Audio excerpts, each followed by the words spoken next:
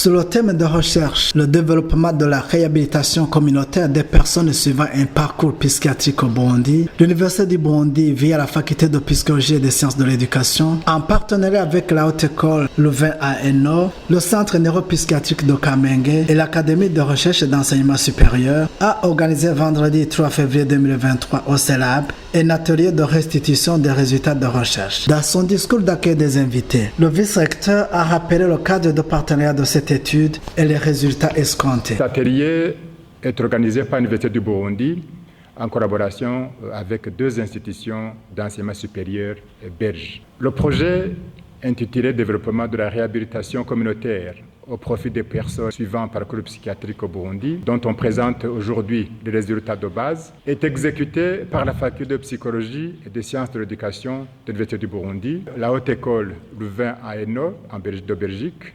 l'ISFSC de Belgique, ainsi que le Centre neuropsychiatrique de Kamenge, et tout cela sur le financement de l'Académie de recherche et d'enseignement supérieur, l'ARES.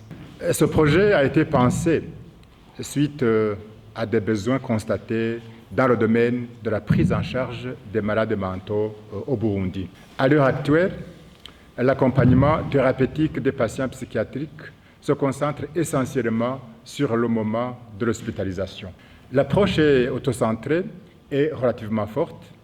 Le patient reçoit un diagnostic.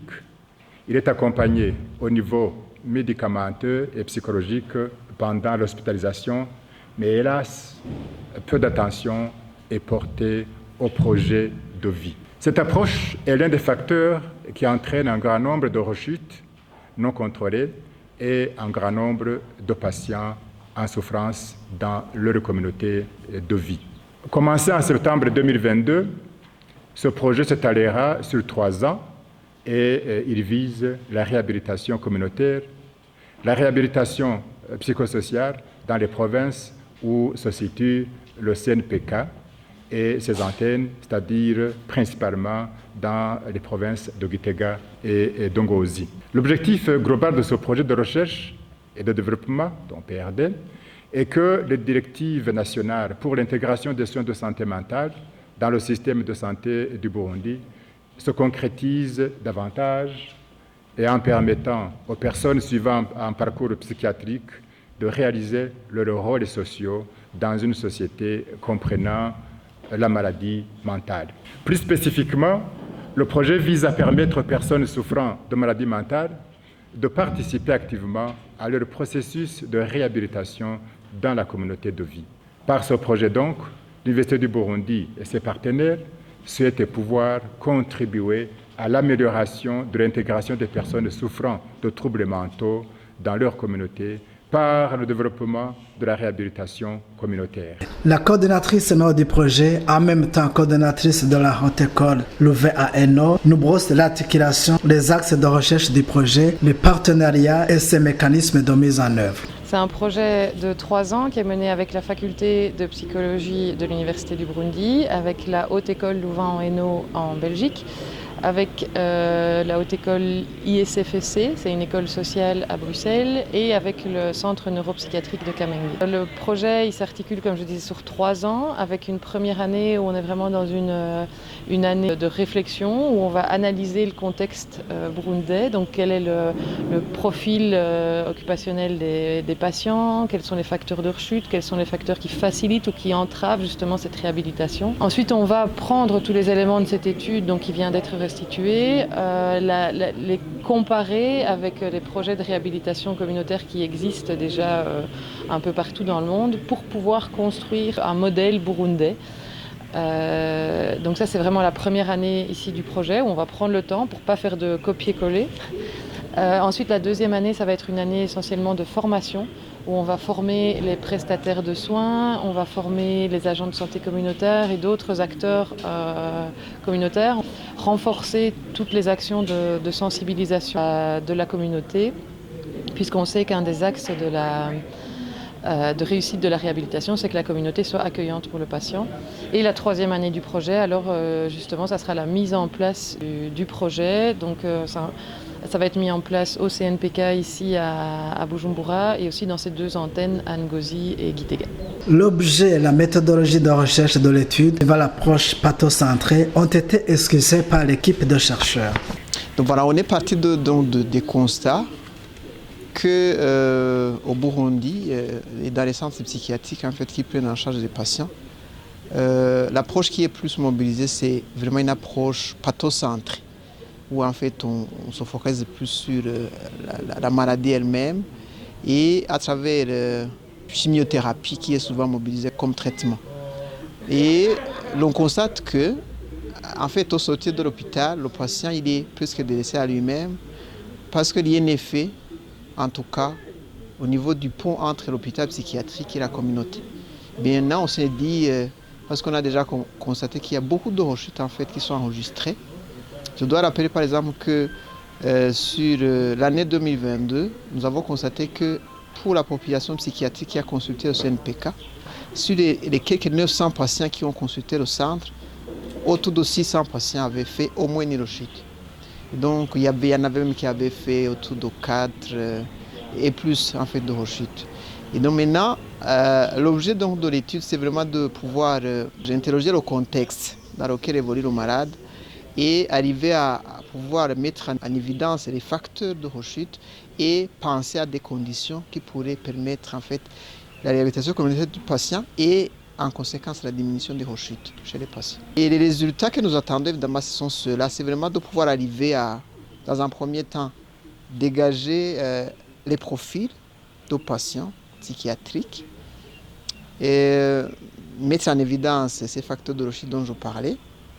Nous avons aussi eu une ambition d'explorer les représentations sociales des communautés à l'égard de la maladie mentale et, le cas échéant, proposer des pistes en vue de la réhabilitation communautaire des patients qui suivent un parcours psychiatrique. L'approche de rééducation psychiatrique, la lutte contre les rechutes, la création des activités génératrices de revenus et la recherche-action, telles sont les grandes actions à mener durant les 3 années du projet. Psychosocial, la réhabilitation communautaire, c'est de donner toutes les armes aux patients pour qu'ils puissent se débrouiller après. Et donc, il y a un gros travail au niveau de la rééducation au niveau des facteurs cognitifs, au niveau des aptitudes et au niveau des aptitudes de communication, parce qu'on sait que c'est souvent ces aptitudes-là qui sont touchées chez les patients en psychiatrie.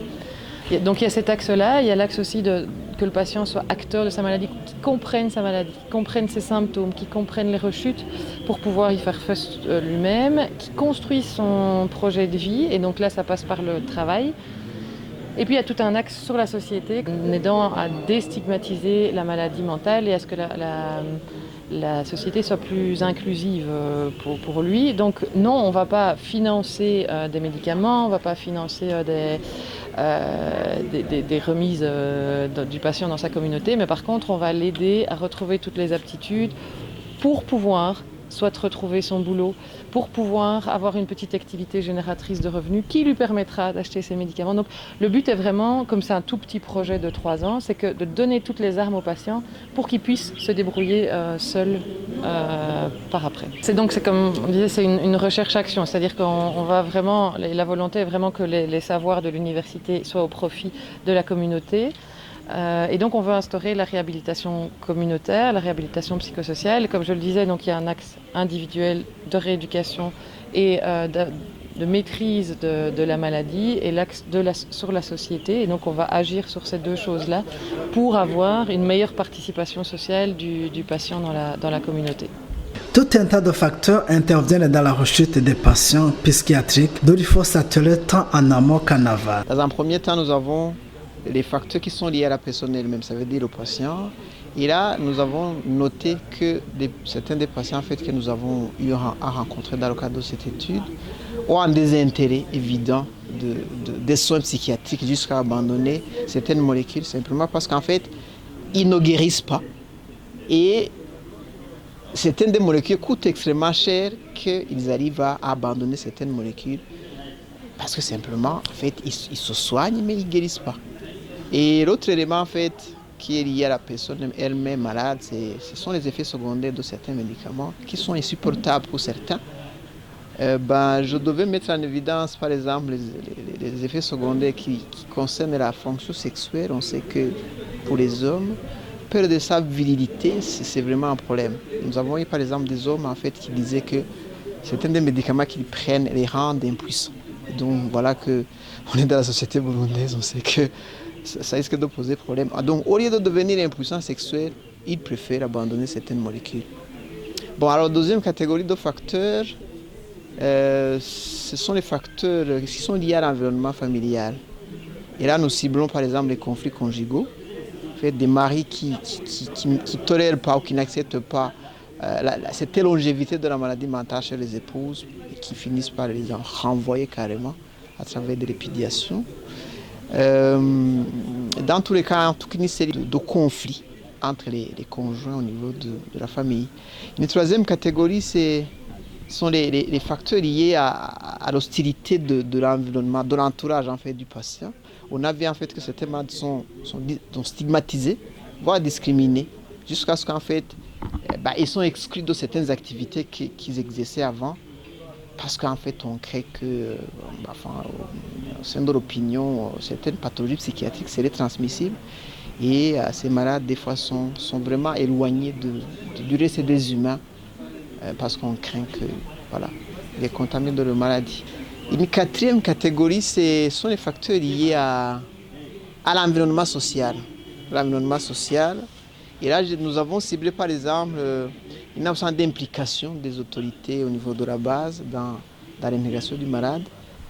Des patients dont les biens ont été spoliés, mais qui ne vont pas avoir en fait justice de la part de ces autorités locales et qui sont maintenant exposés en fait à des rechutes. Parce qu'en fait, quand vous aviez par exemple vos moutons, vos chèvres, et qu'en rentrant de l'hôpital, ils sont simplement vendus, ça devient un facteur en fait de rechute. La maladie psychiatrique exigeant une prise en charge à vie, la pérennisation, capitalisation est une des priorités du projet, a martelé la coordinatrice nord du projet. On ne va pas changer tout en 3 ans, ça on est bien d'accord, mais ce qu'on veut c'est que le patient soit au centre du processus, qu'il soit acteur de sa prise en charge et, comme je disais, qu'on touche un maximum de patients, en tout cas qui gravitent par les CNP. Il se veut pérenne, ce projet. C'est pour ça qu'on veut former énormément de gens et qu'on veut construire un modèle qui corresponde au système burundais et qu'on ne veut pas rentrer dans une logique de financement de petites choses puisque ici, comme on disait, c'est un projet académique. Donc ce que les projets académiques veulent, c'est développer des savoirs. Et donc là, on veut qu'il y ait des savoirs au niveau des communautés, des savoirs au niveau des centres de santé pour que ça soit pérenne et que la réhabilitation reste. La santé mentale, terrain de recherche quasi vierge, est une thématique qu'il faut exploiter avec grand intérêt et surtout les résultats de cette étude préliminaire, a insisté le vice-recteur. La deuxième chose, c'est par rapport aux résultats qui ont été présentés. Ils sont intéressants. Je l'ai capté, n'est-ce pas, à travers les interventions des uns et des autres. C'est d'ailleurs pour cela que je disais que c'est dommage qu'on ne puisse pas prolonger les débats. Donc les résultats, c'est vrai, ils sont intéressants. Ils interrogent aussi. Ils interrogent. Madame, messieurs les chercheurs, vous l'avez compris, vous devrez s'ouvrir affiner ces résultats, qui sont intéressants, mais qui interrogent. Vous aurez compris, n'est-ce pas, les inquiétudes des uns et des autres, les propositions des uns et des autres. Il faudra tous en tenir compte dans la poursuite, n'est-ce pas, de vos recherches par rapport à cette thématique, parce que certaines perceptions ne sont pas partagées, n'est-ce pas, de la même manière. Notamment par rapport à cette question des églises. Vous avez compris qu'il y a des décalages parfois. Il faudra, si vous voulez, que vous puissiez arriver à arrondir, n'est-ce pas, les angles pour que finalement nous ayons une même perception de cette problématique, n'est-ce pas, des malades mentaux. Donc voilà, ils sont donc à enrichir. Donc vous devez poursuivre la recherche et surtout la faire sortir des 4 murs de l'université. Les résultats, n'est-ce pas, de la recherche, n'est-ce pas, ne doivent pas dormir, n'est-ce pas, dans nos laboratoires, dans nos rapports, dans nos publications. En tout cas, il faut que s'ouvrir tout ce que nous faisons comme recherche, aussi bien par rapport à cette thématique qu'à bien d'autres. Vous savez très bien qu'elles sont nombreuses. Il faut que les résultats s'ouvrent soient directement utiles, s'ouvrent pour la population, apportent un mieux-être, un léger mieux, n'est-ce pas, par rapport à la population. Cette équipe de chercheurs a dressé une gamme de recommandations pour appuyer les initiatives déjà manifestées afin de défricher le terrain psychiatrique. Dont il faut saluer les activités, c'est notamment tous ces intervenants dans le domaine de la santé mentale, mais qui ne sont pas tellement soutenus par les pouvoirs publics. Donc je crois que la première action à mener, c'est vraiment de faire un plaidoyer auprès des autorités, auprès des pouvoirs publics, pour que ces derniers mobilisent des fonds suffisants, quitte à ce que en fait, la santé mentale soit considérée comme une priorité et que les malades mentaux en fait, aient une place au sein de la communauté. Et cela passerait par exemple par la subvention de l'achat des médicaments. Pourquoi pas penser à des mutualités de santé ou donner quand même ce qu'on appelle généralement les cartes d'assurance maladie pour les patients psychiatriques afin qu'ils puissent s'approvisionner en médicaments facilement. Parce qu'en fait, on a constaté que, pour revenir en fait sur les facteurs de rechute, on a constaté que la précarité économique constitue le principal facteur de rechute. Aussi, parler des pouvoirs publics, mais aussi il faut mobiliser d'autres acteurs, notamment les partenaires en fait, dans le développement, et auprès desquels les pouvoirs publics pourraient demander des appuis éventuels, qui peuvent financer en tout cas des projets dans le domaine de la santé mentale. Le représentant directeur a adressé des remerciements à tous ceux qui ont contribué pour la réussite de ces assises académiques. Et qui avaient accepté, n'est-ce pas, de venir nous aider, de venir, si vous voulez, nous appuyer dans cette présentation, n'est-ce pas, des résultats. Vous nous avez consacré votre temps précieux. Vous aviez certainement des obligations, mais cette demi-journée, pratiquement d'ailleurs toute la journée, vous avez, n'est-ce pas, décidé de la consacrer à nous et nous vous en sommes très, très reconnaissants, du moins la direction de l'Université du Burundi. Merci à la faculté de psychologie pour avoir, si vous voulez, pensé à élaborer, à conduire ce projet qui finalement est en définitive très, très important.